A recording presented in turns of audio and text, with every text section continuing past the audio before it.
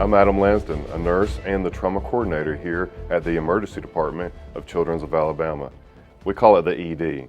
And this is Julie Farmer, also a nurse who teaches kids about brain and spinal cord injuries. Did you know that car crashes are the #1 cause of death for teens and young adults?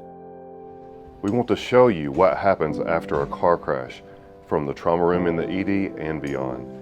Many factors affect the outcomes of any crash, but ultimately, you are in control. The 5 seconds you take to buckle up could mean the difference between living, dying, or having a life-changing brain or spinal cord injury.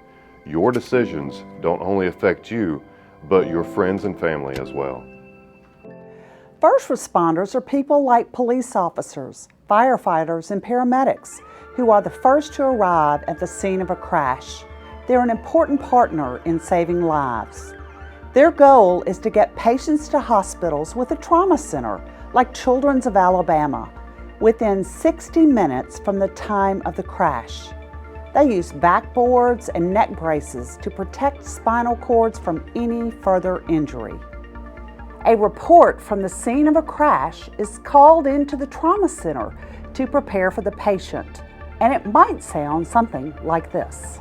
Hey, this is Justin with Mountain Brook Fire Department. We have a 16-year-old male who was involved in a 2-vehicle collision with death at the scene.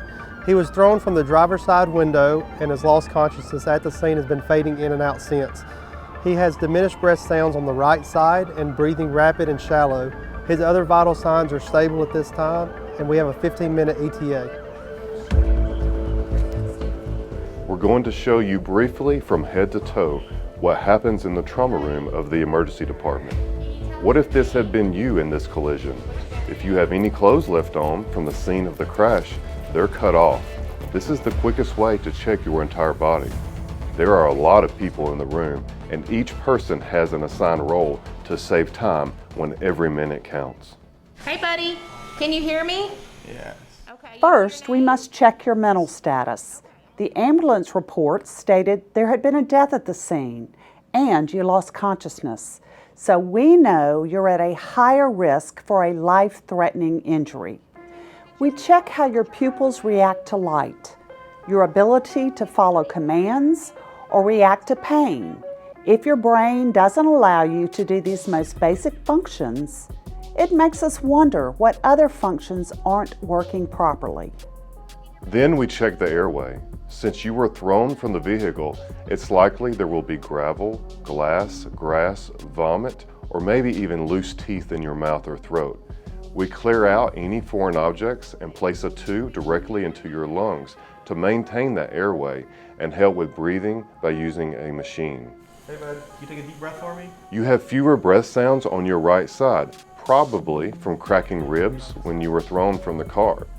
So you could have trapped blood or air in the chest cavity around the lungs. This makes it hard for that side of the lung to properly fill with air, like trying to blow up a balloon that is underwater. To relieve that pressure, we insert a chest tube in the space between your ribs and drain that blood or air. This tubing is held in by stitches and hooked to a suction machine to keep any more blood from collecting. While part of the trauma team is securing the airway, getting the ventilator set up, and the chest tube put in, another team member is putting in an IV, which uses a needle to pierce through the skin into the vein, and then the needle is removed to leave a flexible tube inside the vein. This allows us to get blood for labs, give you fluids, medications, and blood products if required. All right, bud, I'm gonna put this NG tube down. It's gonna be a little uncomfortable. It's important to keep the patient's stomach empty to prevent vomit from getting into the lungs. To prevent this, a tube is placed through the nose and down into the stomach. This is called an NG, or nasogastric tube, and is usually placed to suction out the contents of the stomach. It takes about this much tubing. Giving the right amount of IV fluids is an important part of treating a trauma patient. But how do we know how much to give? One of the best ways to tell is to measure urine output. Trauma patients can't get up and go to the restroom, so it requires putting a catheter into the bladder. That's right, a tube goes into the hole where your urine comes out and is pushed up until it reaches the bladder.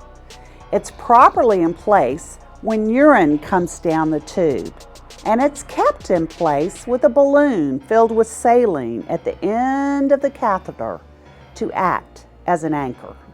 1, 2, 3. After a complete examination of the front of your body, you are log rolled onto your side to examine your back and feel your backbone for any abnormalities.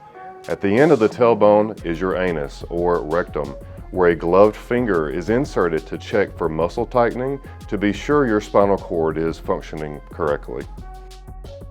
Yes, there are many unpleasant things that happen in the trauma room, all necessary to check for injuries and save your life.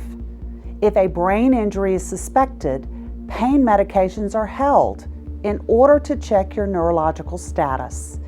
If you do have a brain injury, the road to recovery is long and challenging and may change how you're able to live your life, how your family lives theirs, and how your friends interact with you.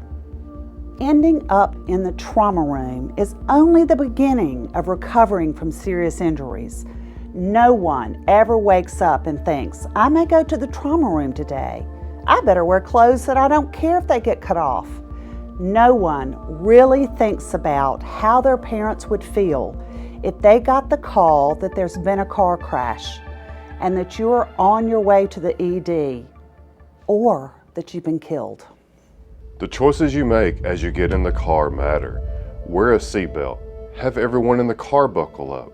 Put your phone away. Don't be distracted. Go the speed limit. Make a difference for yourself, for your family, and for everyone who loves you, because we don't want to see you here in the Children's of Alabama trauma room.